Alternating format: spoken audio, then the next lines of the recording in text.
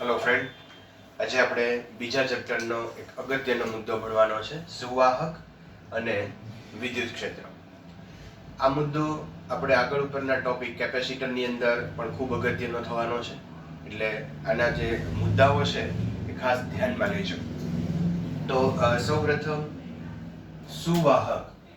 સુવાહક કોને કહેવાય? અચ્છા, સુવાહક બહુ સિમ્પલ છે કે જેમાં મુક્ત ઇલેક્ટ્રોન ની સંખ્યા વધારે હોય એને આપણે સુવાહક કહીએ. હવે આવા સુવાહકને વિદ્યુત ક્ષેત્રમાં મૂકીએ તો શું અસર થાય છે એ આપણે ચેક કરીએ. પહેલું, ધારો કે અહીંયા સમાન વિદ્યુત ક્ષેત્ર છે. વિદ્યુત ક્ષેત્રની જે દિશા છે એ પોઝિટિવ ટુ નેગેટિવ હોય. હવે આની અંદર આપણે કોઈ સુવાહક મૂકીએ.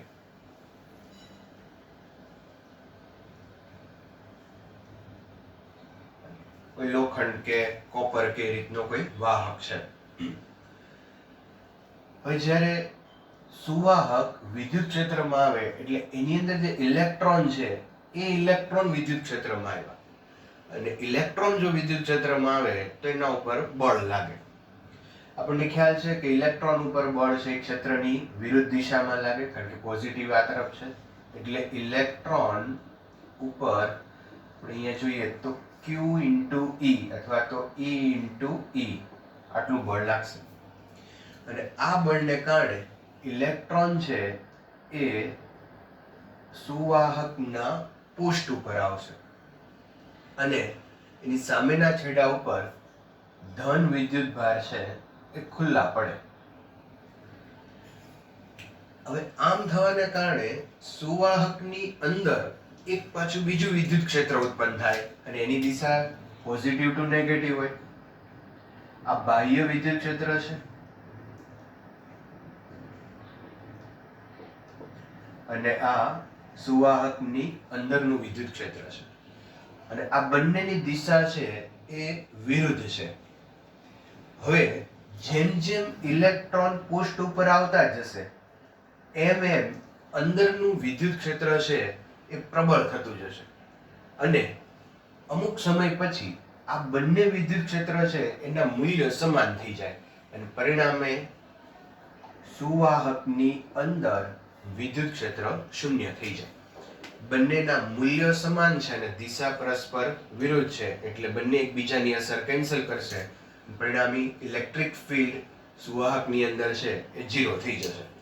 આને આપણે બીજી રીતે પણ કહી શકીએ, ગોસના પ્રમેયનો ઉપયોગ કરીને, કે જો તમે અહીંયા કોઈ ગોસિયન સપાટી લ્યો સુવાહકની એક્ઝેક્ટ અંદર, તો એની અંદર phi is equal to integration E dot dA is equal to sigma q upon epsilon 0. હવે અહીંયા વિદ્યુત ભાર બધા જ આવી જશે પૃષ્ઠ ઉપર, એટલે અંદર કોઈ વિદ્યુત ભાર છે નહીં. તો વિદ્યુત ભાર છે એ 0, અને વિદ્યુત ભાર 0 હોય તો ઇલેક્ટ્રિક ફિલ્ડ પણ 0 થાય. તો પહેલી ખૂબ અગત્યનો મુદ્દો કે સુવાહકની અંદર વિદ્યુત ક્ષેત્ર શૂન્ય હોય છે. તો અહીંયા હું એના મુદ્દાઓ લખતો જાઉં છું, એ ખાસ ધ્યાનમાં રાખશો. ફર્સ્ટ, સુવાહકની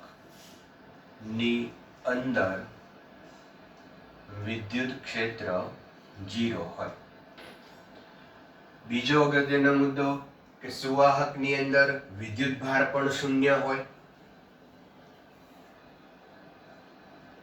સુવાહકની અંદર Q બરાબર પણ 0. ત્રીજી વાત કે અહીંયા બહાર તમે વિચારો તો અહીંયા ધન વિદ્યુત ભાર પૃષ્ઠ ઉપર આવી ગયા છે, અહીંયા ઋણ વિદ્યુત ભાર પૃષ્ઠ ઉપર આવી ગયા છે. તો સુવાહકના પૃષ્ઠ ઉપર સ્થિર વિદ્યુત ભાર વિતરણ પ્રેરિત થાય છે જ્યારે તમે એને વિદ્યુત ક્ષેત્રમાં મૂકો ત્યારે. ત્રીજો અગત્યનો પોઈન્ટ કે સુવાહક ના પૃષ્ઠ પર સ્થિર વિદ્યુતભાર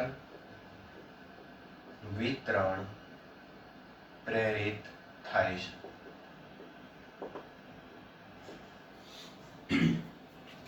ઓકે, હવે અંદર વિદ્યુત ક્ષેત્ર 0 છે, પણ અહીંયા બહાર પોઝિટિવ ચાર્જ છે અને અહીંયા નેગેટિવ ચાર્જ છે. તો બહાર વિદ્યુત ક્ષેત્ર આપણે વિચારીએ તો ધનમાંથી બહાર નીકળતું હોય અને ઋણની અંદર દાખલ થતું હોય. આ વિદ્યુત ક્ષેત્ર આપણે અગાઉ ભણી ચૂકેલા છીએ.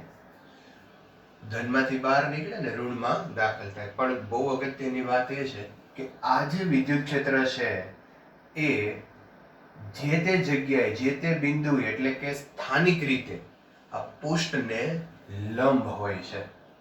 સુવાહકની બહાર વિદ્યુત ક્ષેત્ર સ્થાનિક રીતે પૃષ્ઠને લંબ હોય છે. હવે એ કેવી રીતે એને આપણે સમજીએ. પણ એ પેલા મુદ્દો લખીએ કે સુવાહક ના પૃષ્ઠ પર વિદ્યુત ક્ષેત્ર સ્થાનિક રીતે પૃષ્ઠને લંબ હોય છે. અચ્છા, અહીંયા ધારો કે એક સુવાહક આપણે લઈએ અને એના ઉપર કોઈ એક ચાર્જ લઈએ, પોઝિટિવ ચાર્જ. જો ઉલટું આપણે વિચારીએ કે જો લંબ ન હોય તો શું થાય? ધારો કે અહીંયા વિદ્યુત ક્ષેત્ર છે એ આ દિશામાં છે, તો આના બે ઘટકો આપણે લેવા પડે. એક આ જે સપાટી છે એને લંબ અને બીજો સ્પર્શીય ઘટક. તો વિદ્યુત ક્ષેત્રના બે ઘટકો આવ્યા. આ વિદ્યુત ભાર છે Q અને અહીંયા વિદ્યુત ક્ષેત્ર છે, તો આના ઉપર બળ લાગશે અહીંયા QE અને આના ઉપર બળ લાગશે અહીંયા QE. આ ઘટકો છે અહીંયા QE અને આ QE. એક સ્પર્શીય બળ લાગશે અને બીજું લંબ બળ લાગશે. હવે મિત્રો બહુ અગત્યની વાત કે જો કોઈ પદાર્થ ઉપર સ્પર્શીય બળ લાગે તો એ પદાર્થ ગતિ કરવાનું શરૂ કરે. દાખલા તરીકે આ માર્કર છે એના ઉપર જો હું આમ સ્પર્શીય બળ લગાડું તો એ ગતિ કરશે, પણ જો લંબ રૂપે બળ લાગે તો ગતિ કરશે નહીં. એટલે આ જે બળ છે QE એને કારણે આ વિદ્યુતભાર સ્થિર રહેશે, પણ આ જે બળ છે QE સ્પર્શીય બળ એને કારણે ગતિ કરવા માંડે. તો આપણે આગળનો મુદ્દો જોઈએ તો એની અંદર એવું લખ્યું છે કે પૃષ્ઠ પર સ્થિર વિદ્યુતભાર વિતરણ પ્રેરિત થાય છે. હવે જો વિદ્યુતભારને અહીંયા સ્થિર રાખવો હોય તો વિદ્યુત ક્ષેત્ર છે એ પૃષ્ઠને લંબ હોવું જોઈએ, એનો સ્પર્શીય ઘટક હોવો જોઈએ નહીં. એટલે અહીંયા વિદ્યુત ક્ષેત્ર છે એ સ્થાનિક રીતે પૃષ્ઠને લંબ હોય છે. બરાબર? તો ખાસ ચોથો મુદ્દો યાદ રાખશો. પાંચમી વસ્તુ કે અહીંયા સુવાહકની અંદર વિદ્યુત ક્ષેત્ર 0 છે, તો વિદ્યુત સ્થિતિમાન કેટલું હોય? તો એનું એક રિલેશન છે E is equal to minus del V by del X. આ ખંડલ સવિકલન બતાવે છે. એટલે કે જો વિદ્યુત સ્થિતિમાનનું તમે અંતરની સાપેક્ષ વિકલન કરો તો એ તમને વિદ્યુત ક્ષેત્ર આપે.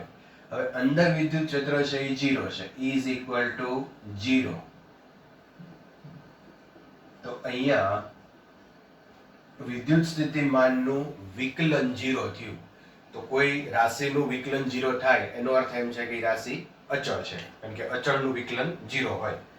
ઓકે, તો એના ઉપરથી કહી શકાય કે V is equal to constant. તો સુવાહકની અંદર વિદ્યુત સ્થિતિમાન અચળ હોય છે. પાંચમો મુદ્દો યાદ રાખશું આપણે. સુવાહકમાં V અચળ હોય છે.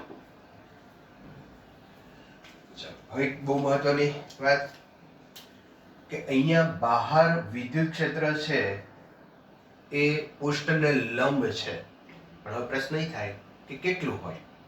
લંબ છે એની દિશા થઈ, એનું મૂલ્ય કેટલું હોય? ઓકે, તો આપણે જોઈએ અહીંયા.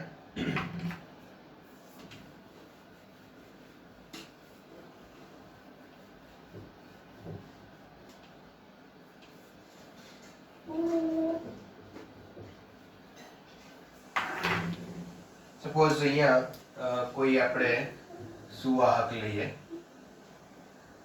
અને આ સુવાહકના પૃષ્ઠ ઉપર વિદ્યુતભાર છે Q અને એની પૃષ્ઠ ઘનતા છે સિગ્મા. પૃષ્ઠ ઘનતા સિગ્મા.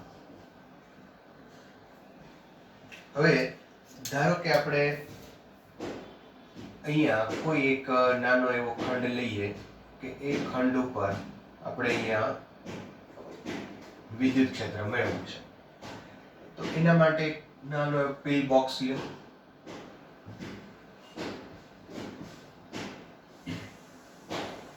પોઝિટિવ ચાર્જ છે એટલે વિદ્યુત ક્ષેત્ર છે એ ધનમાંથી બહાર નીકળતું હોય.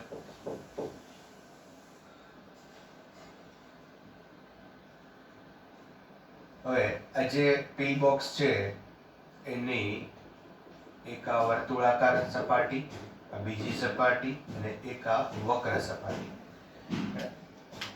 અહીંયા આ રીતે પિલ બોક્સ છે. આ વક્ર સપાટી થઈ અને આ બે સપાટીની વર્તુળાકાર સપાટી થઈ. આ ત્રણેય જગ્યાએ આપણે ફ્લક્સ મેળવવું પડે અને એના ઉપરથી ક્ષેત્ર મેળવવું પડે. ઓકે, તો અહીંયા આ જે સપાટી છે એનો ક્ષેત્રફળ સદિશ અને વિદ્યુત ક્ષેત્ર બે એક જ દિશામાં છે.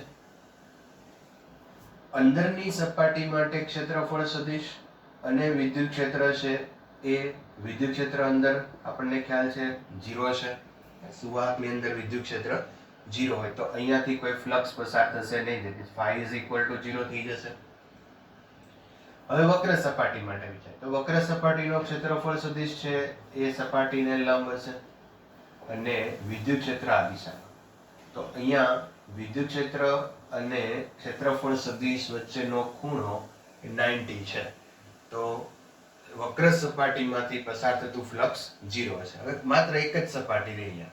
તો આમાંથી પસાર થતું ફ્લક્સ આપણે લઈએ તો phi is equal to E into S is equal to sigma q upon epsilon naught.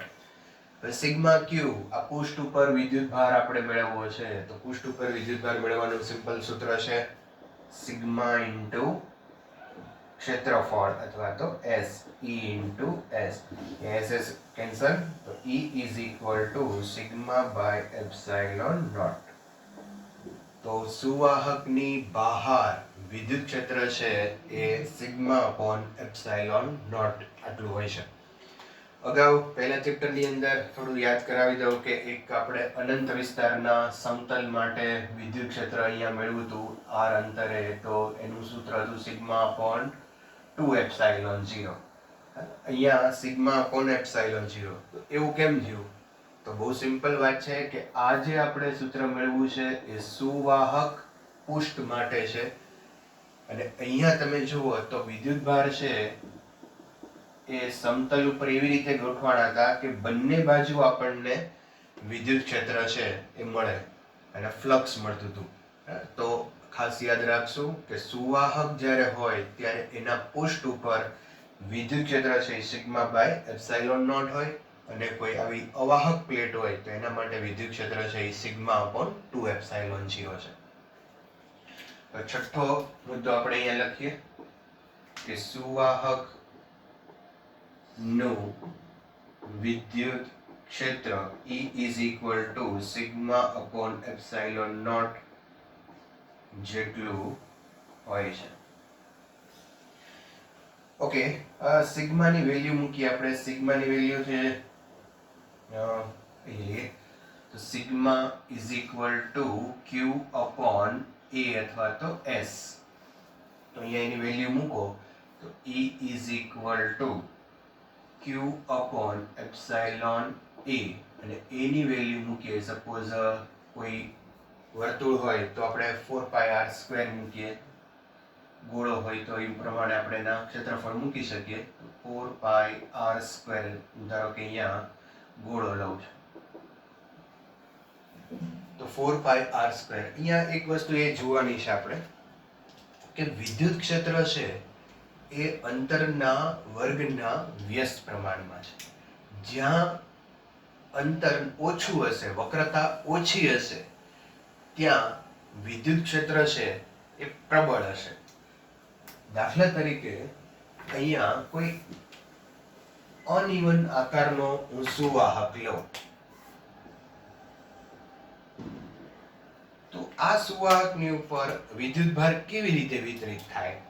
તો અહીંયા તમે જુઓ તો આ જે ભાગ છે ત્યાં ત્રિજ્યા ઓછી છે, અને ત્રિજ્યા ઓછી હોય તો વિદ્યુત ભાર છે એ વિદ્યુત ભાર અને વિદ્યુત ક્ષેત્ર છે એ પ્રમાણમાં વધારે હોય. તો અહીંયા તમે આ રીતે બતાવી શકો.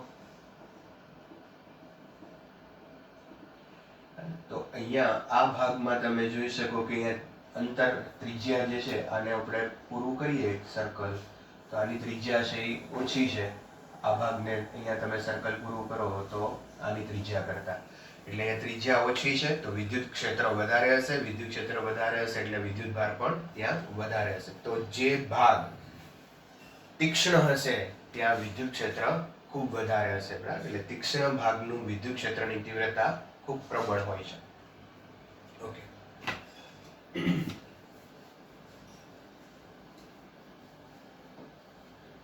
તો અહીંયા 7મા મુદ્દામાં આપણે લખીએ તીક્ષ્ણ ભાગની ની તીવ્રતા વધારે હોય છે.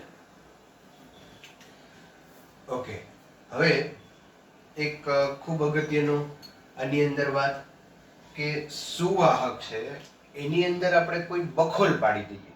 ધારો કે અહીંયા આ સુવાહક તમે કન્સિડર કરો અને અહીંયા હું કોઈ એક બખોલ પાડી દઉં અને એને આપણે વિદ્યુત ક્ષેત્રમાં મૂકીએ. સપોઝ અહીંથી આમ વિદ્યુત ક્ષેત્ર છે, જેમ ગુરુત્વાકર્ષણ ક્ષેત્ર છે એમ એવું વિચારી લો કે અહીંયા આખા એરિયામાં વિદ્યુત ક્ષેત્ર છે, એની અંદર આ સુવાહક છે અને સુવાહકની અંદર કોઈ બખોલ પાડ્યું છે. અહીંયા ધારો કે આ વિદ્યુત ક્ષેત્ર છે, આ કોઈ સુવાહક છે અને એની અંદર અહીંયા કોઈ બખોલ છે. તો આ બખોલની અંદર વિદ્યુત ક્ષેત્ર કેટલું હોય? અગેન સુવાહક છે એટલે ઇલેક્ટ્રોન છે, ઇલેક્ટ્રોન છે એટલે એના ઉપર બળ લાગશે એટલે બધા ઇલેક્ટ્રોન છે એ પૃષ્ઠ ઉપર પાછા આવી જશે અને આ બાજુ બધા ધન વિદ્યુત ભાર આવી જશે. હવે જો તમે આ બખોલની ફરતે ગાઉસિયન પૃષ્ઠ લ્યો તો એ ગાઉસિયન પૃષ્ઠમાં ઘેરાતો કુલ વિદ્યુત ભાર શૂન્ય થાય, અને કુલ વિદ્યુત ભાર શૂન્ય હોય તો વિદ્યુત ક્ષેત્ર પણ 0 હોય. એટલે કે આ બખોલ અથવા તો આ જે કેવિટી છે એ કેવિટીની અંદર વિદ્યુત ક્ષેત્ર શૂન્ય હોય. તો આ હકીકત સૌથી વધારે વ્યાપક છે. કોઈ પણ વસ્તુ થાય, તમે સુવાહકની ઉપર વિદ્યુત ભાર મૂકો, સુવાહકને વિદ્યુત ક્ષેત્રમાં મૂકો, વિદ્યુત ક્ષેત્રની અંદર સુવાહકની અંદર મૂકીને એને બખોલ કરો, આ બધી જ પરિસ્થિતિમાં સૌથી વધારે હકીકત જો કોઈ વ્યાપક હોય તો એ આ છે કે સુવાહકની અંદર વિદ્યુત ક્ષેત્ર શૂન્ય છે, કોઈ પણ પરિસ્થિતિ હોય. તો અહીંયા એક 8મી વસ્તુ લખીએ કે આ કેવિટીની અંદર વિદ્યુત ક્ષેત્ર 0 છે અને આ જે ઘટના છે એને ઇલેક્ટ્રોસ્ટેટિક શિલ્ડિંગ કહેવાય છે.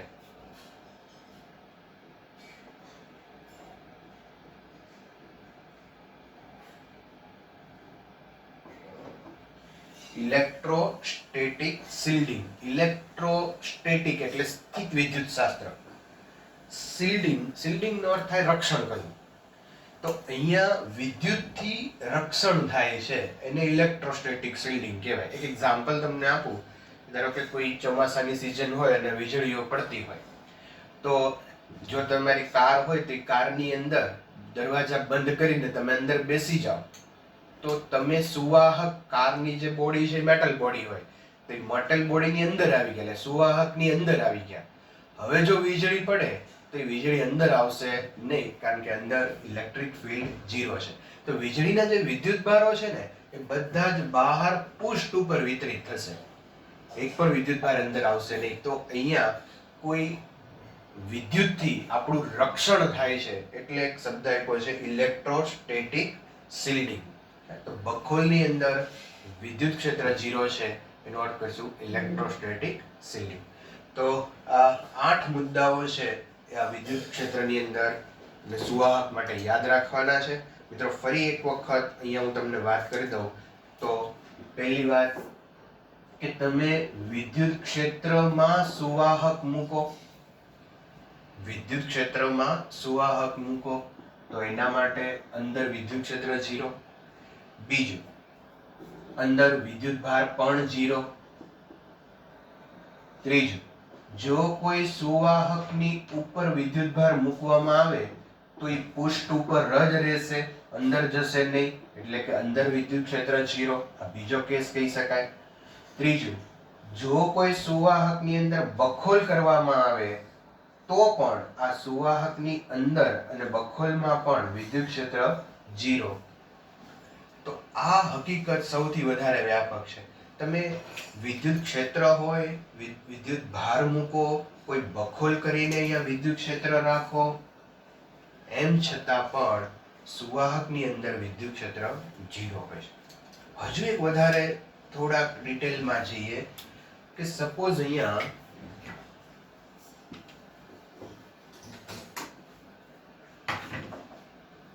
કોઈ સુવાહક છે, અહીંયા એક બખોલ લઈએ અને એક બખોલની અંદર હું કોઈ પ્લસ ક્યુ ચાર્જ મૂકું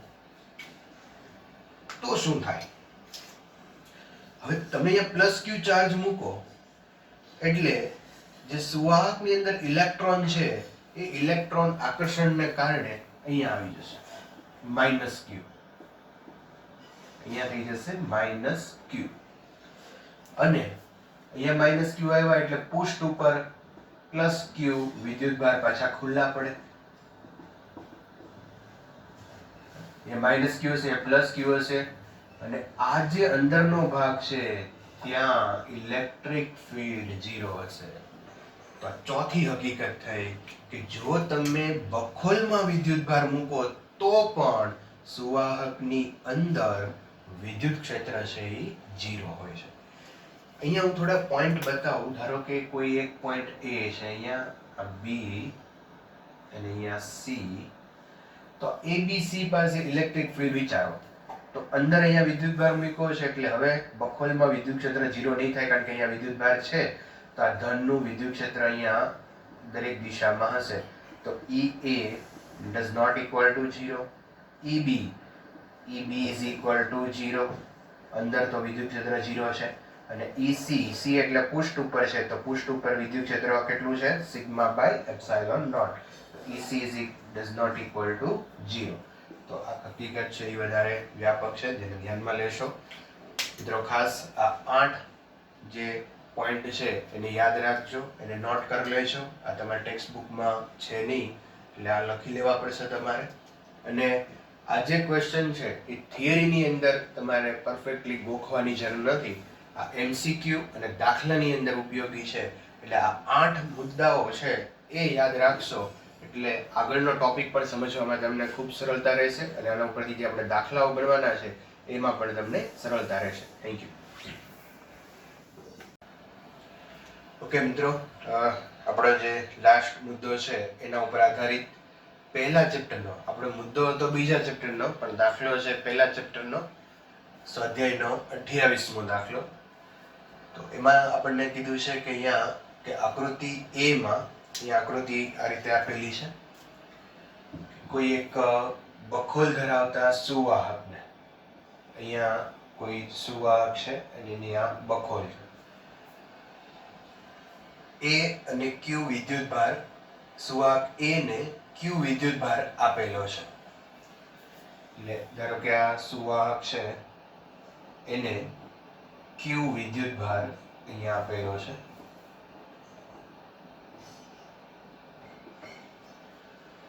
દર્શાવો કે સમગ્ર વિદ્યુત ભાર સુવાહકની બહારની સપાટી પર જ દ્રશ્યમાન થશે. ઓકે, તો આપણે આમ તો થિયરીની અંદર એવું ભણી ગયા કે જ્યારે કોઈ વિદ્યુત ભાર મૂકવામાં આવે ત્યારે વિદ્યુત ભાર છે પૃષ્ઠ ઉપર જ વિતરિત થાય છે, અંદર જતો નથી.